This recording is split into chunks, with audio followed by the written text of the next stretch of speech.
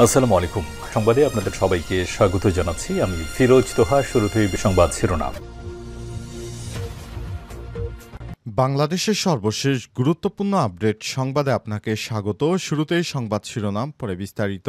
প্রথমেই জানাবো, জন আকাঙ্ক্ষা বুঝে নির্বাচন দিতে হবে বললেন জামাত নেতা মাসুদ। বাংলাদেশ জামাত ইসলামের কেন্দ্রীয় কর্মপরিষদ সদস্য ঢাকা মহানগর দক্ষিণের সেক্রেটারি ডক্টর শফিকুল ইসলাম মাসুদ বলেছেন, একক কোনো দলের প্রতি অনুগত না হয়ে জনগণের আকাঙ্ক্ষা বুঝতে হবে। রাষ্ট্রের মৌলিক সংস্কার ও গণহত্যার বিচার নিশ্চিত করে একটি অবাধ, সুষ্ঠু, নিরপেক্ষ, বিশ্বাসযোগ্য নির্বাচন অনুষ্ঠিত করতে হবে।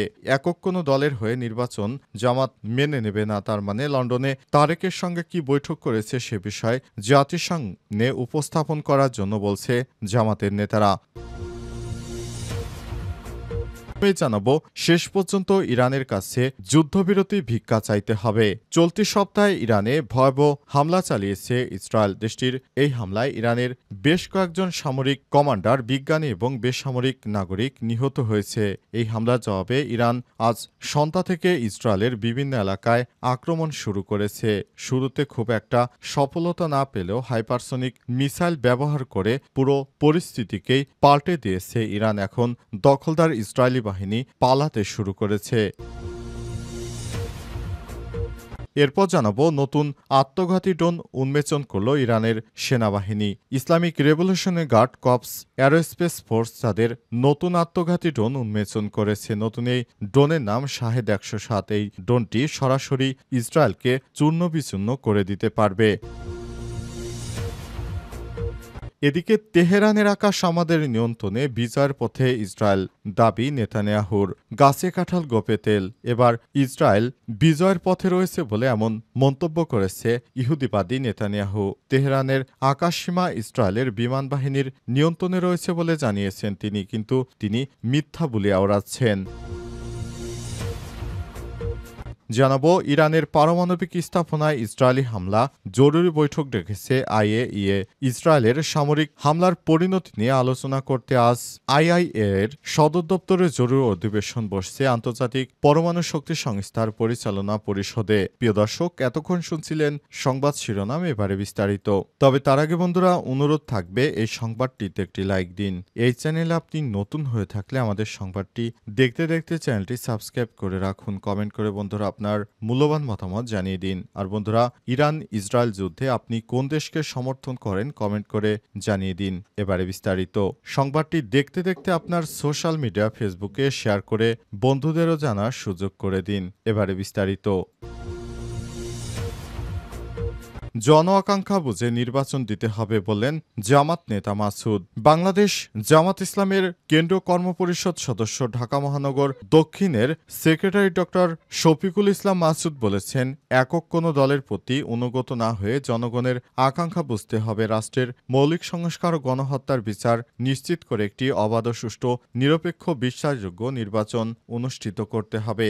একক কোনো দলের হয়ে নির্বাচন জামাত মেনে নেবে না। তার মানে লন্ডনে তারেকের সঙ্গে কি বৈঠক করেছে সে বিষয়ে জাতিসংঘে উপস্থাপন করার জন্য বলছে জামাতের নেতারা। আর জামাত ইসলাম ঢাকা মহানগরী দক্ষিণের গ্যান্ডারিয়া ওয়ারিজনের থানা ওয়ার্ডের দায়িত্বশীল ঈদ পুনর্মিলনী অনুষ্ঠানে প্রধান অতিথির বক্তব্যে সব কথা বলেন শফিকুল আলম। কেন্দ্রীয় মজলিসের শুরা সদস্য ও মহানগরীর সহকারী সেক্রেটারি মোহাম্মদ কামাল হোসেনের সভাপতিত্বে অনুষ্ঠানে বিশেষ অতিথি হিসেবে ছিলেন কেন্দ্রীয় মজলিসের শুরা সদস্য মহানগর সহকারী সেক্রেটারি ডক্টর আব্দুল মান্নান। অন্যান্যদের মধ্যে উপস্থিত ছিলেন ঢাকা মহানগরী দক্ষিণের মজলিসের শুরা সদস্য যথাক্রমে মাওলানা মীর আমিরুল ইসলাম, রুহুল আমিন, গোলাম আজম, কামরুল ইসলাম সহ অন্যান্য নেতৃত্ববৃন্দ। মাসুদ বলেন, 5ই আগস্ট ছাত্র জনতার আন্দোলনে আওয়ামী লীগের ক্ষমতাচ্যুত হওয়ার পর গণতন্ত্রকামী সকল দলের মতামতের ভিত্তিতে অন্তর্বর্তীকালীন সরকার গঠিত হয়েছে। এই সরকার প্রধানের দায়িত্ব ছিল সংস্কার, গণহত্যা বিচার এবং একটি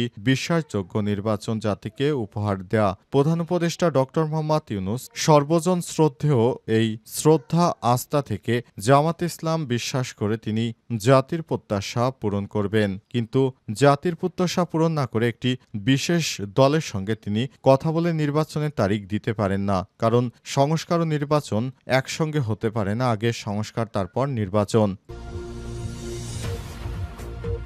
শেষ পর্যন্ত ইরানের কাছে যুদ্ধবিরতি ভিক্ষা চাইতে হবে। চলতি সপ্তাহে ইরানে ভয়াবহ হামলা চালিয়েছে ইসরায়েল। দেশটির এই হামলায় ইরানের বেশ কয়েকজন সামরিক কমান্ডার, বিজ্ঞানী এবং বেসামরিক নাগরিক নিহত হন। এই হামলার জবাবে ইরান শুক্রবার সন্ধ্যা থেকে ইসরায়েলের বিভিন্ন এলাকায় আক্রমণ শুরু করেছে। শুরুতে খুব একটা সফলতা না পেলেও হাইপারসনিক মিসাইল ব্যবহারের পর থেকে পুরো পরিস্থিতি পাল্টে গেছে। ইসরায়েলের সুরক্ষিত বিভিন্ন স্থাপনায় একের পর এক ইরানি মিসাইলের আঘাতে দিশেহারা ইসরায়েল। এমন পরিস্থিতিতে শেষ পর্যন্ত ইরানের কাছে যুদ্ধবিরতি ভিক্ষা চাইতে হবে বলে মন্তব্য করেছে এক ইসরায়েলি বিশেষজ্ঞ। মেহের নিউজ এজেন্সির বরাদ্দে পাঁচ টুডে জানিয়েছে ইসরায়েলি নিরাপত্তা ও সামরিক বিশেষজ্ঞ ইওসি মেলম্যান ইসরায়েলি নেতাদের পরামর্শ দিয়েছেন যে তারা যেন তেহরানের কাছে যুদ্ধবিরতি ভিক্ষা চাওয়ার আগেই উন্মাদনা বন্ধ করে। মেলম্যান বলেছেন, যদি পরিস্থিতি এভাবে চলতে থাকে অবশ্যই ইসরায়েল ইরানের কাছে যুদ্ধবিরতি ভিক্ষা চাইতে বাধ্য হবে। তিনি আর লিখেছেন, এই আনন্দ উচ্ছ্বাস ক্ষণস্থায়ী ছিল। শুক্রবার সকালে আমি নিজেই জিজ্ঞাসা করলাম যুদ্ধে যাওয়া কি সত্যি প্রয়োজনীয় ছিল, বিশেষ করে ইরানিদের বিরুদ্ধে। ইসরায়েলি এই বিশেষজ্ঞ জোর দিয়ে আরও বলেছেন, শিয়ারা ঐতিহাসিকভাবে কষ্ট সহ্য করতে প্রস্তুত। আমি তাদের ত্যাগ স্বীকারের মানসিকতার বিষয়টি স্মরণ করি। যেমনটি তারা ইরাকের সাথে ৮ বছরের যুদ্ধে নজিরবিহীন ত্যাগের প্রমাণ দেখিয়েছে। তাই আমি অনুরোধ করেছি যে হতাহতের সংখ্যা কমিয়ে আনুন এবং মার্কিন যুক্তরাষ্ট্র ডোনাল্ড ট্রাম্পের সাহায্যে চুক্তির মাধ্যমে এই যুদ্ধ উন্মাদনা বন্ধ করুন, অন্যথায় শেষ পর্যন্ত আমাদের যুদ্ধবিরতির জন্য ভিক্ষা চাইতে হবে এবং ইরান তা প্রত্যাখ্যান করবে। এদিকে বিশ্বব্যাপী পারমাণবিক অস্ত্র বিস্তার রোধে গঠিত আন্তর্জাতিক চুক্তি নন প্রলিফারেশন ট্রিটি এনপিটি থেকে সরে যাচ্ছে ইরান। দেশটির পররাষ্ট্র মন্ত্রণালয় জানিয়েছে, এনপিটি চুক্তি থেকে বের হয়ে যাওয়ার চিন্তাভাবনা করছে তারা। এক প্রেস ব্রিফিংয়ে তেহরান পররাষ্ট্র মন্ত্রণালয়ের মুখপাত্র ইসমাইল বাঘাই হামানে বলেছেন, সাম্প্রতিক ঘটনাবলীর পরিপ্রেক্ষিতে একটি উপযুক্ত সিদ্ধান্ত নেওয়া হবে। পার্লামেন্টে একটি প্রস্তাব প্রণয়নের প্রক্রিয়া চলছে এবং পরবর্তী ধাপে সরকার ও পার্লামেন্ট একযোগে কাজ করবে। 1970 সালে ইরান এনপিটি স্বাক্ষর করেছিল, যার একটি কাজ হচ্ছে এনপিটির মাধ্যমে যে ইরান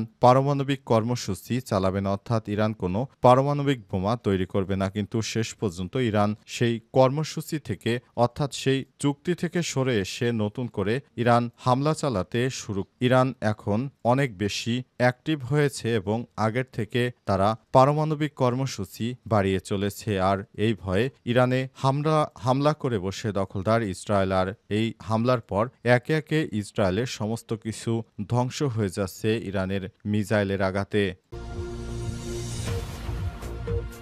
নতুন আত্মঘাতী ড্রোন উন্মোচন করল ইরানের সামরিক বাহিনী। Islamic revolutionary guard corps aerospace force তাদের নতুন আত্মঘাতী ড্রোন উন্মোচন করেছে। নতুন এই ড্রোনের নাম শাহেদ ১০৭। দেশটির রাষ্ট্রীয় বার্তা সংস্থা তাসনিম নিউজ এই খবর জানিয়েছে। প্রতিবেদনে বলা হয়েছে, আজ শত্রুদের লক্ষ্যবস্তুতে নিখুঁতভাবে আঘাত হানতে সক্ষম অস্ত্রঘাতী মানুষ্যবিহীন বিমানবাহী ড্রোনটি উন্মোচন করা হয়েছে। সংবাদ মাধ্যমটি বলছে, শাহেদ ১০৭ এর ছবি থেকে বোঝা যায় একটি পিস্টন ইঞ্জিন দিয়ে সজ্জিত, যা বিমানটিকে ১৫০০ কিলোমিটারের বেশি উপর দিয়ে উঠতে সক্ষমতা প্রদান করে। খবরে বলা হয়েছে, সাম্প্রতিক প্রকাশিত ফুটেজে শাহেদ ১০৭-এর মতো একটি ইরানি ড্রোনকে ইসরায়েলি অ্যারো-3 বিমান প্রতিরক্ষা ক্ষেপণাস্ত্র ব্যবস্থার দিকে এগিয়ে যেতে দেখা গেছে।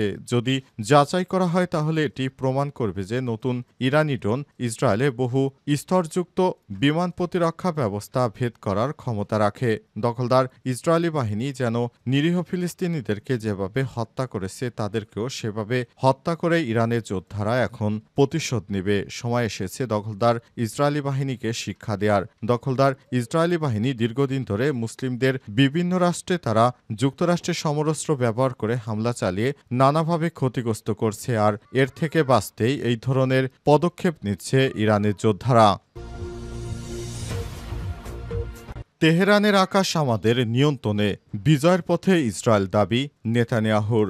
ইসরায়েল বিজয়ের পথে রয়েছে বলে মন্তব্য করেছে দখলদার ইসরায়েলের প্রধানমন্ত্রী বেঞ্জামিন নেতানিয়াহু। তেহরানের আকাশসীমা ইসরায়েলের বিমান বাহিনীর নিয়ন্ত্রণে রয়েছে বলে জানিয়েছেন তিনি। প্রতিরক্ষামন্ত্রী ইসরায়েল কার্টস এবং chief of staff lieutenant general Eyal জামিরের সঙ্গে ইসরায়েলের তেল নব বিমান ঘাঁটি পরিদর্শন করার সময় নেতানিয়াহু মন্তব্য করেছেন। আজ ইসরায়েলি গণমাধ্যমের বরাতে কাতার ভিত্তিক সংবাদ মাধ্যম আল জাজিরার খবরে জানানো হয়েছে। ইসরায়েলের প্রধানমন্ত্রী বলেছেন, আমরা আমাদের দুটি লক্ষ্য অর্জনের পথে এগিয়ে যাচ্ছি, পারমাণবিক হুমকি নির্মূল এবং ক্ষেপণাস্ত্র হুমকি নির্মূল করা। তেহরানের নাগরিকদেরও হুমকি দিয়েছে নেতানিয়াহু। তিনি জানান, ইরানের রাজধানী ছেড়ে চলে যেতে বলেছেন সে দেশের নাগরিকদের। নেতানিয়াহু বলেছেন, আমরা শীঘ্রই পদক্ষেপ নিচ্ছি। দখলদার ইসরায়েলি বাহিনীর প্রধানমন্ত্রী নেতানিয়াহু এখনও পৃথিবীর নিকৃষ্ট এই শাসক। তিনি এখনও মুসলিমদের রক্ত ঝরাতে চান, তাই নিরীহ ইরানবাসীদের উপর হামলা চালিয়েছে